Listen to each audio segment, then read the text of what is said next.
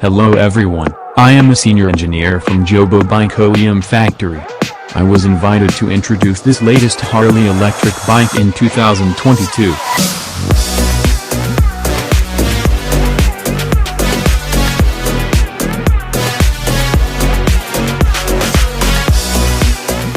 The appearance of this e-bike draws on the Rhino, which is very cool. The whole frame adopts aluminum alloy frame, which is stable and durable. The rear wheel is equipped with a high-power motor, good for climbing. Look at this external large lithium battery, the cruising range can reach 75 kilometers.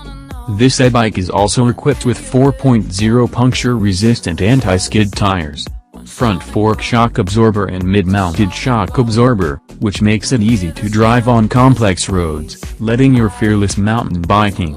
Touching this extra long, extra soft seat made me feel very comfortable, as if my butt was liberated.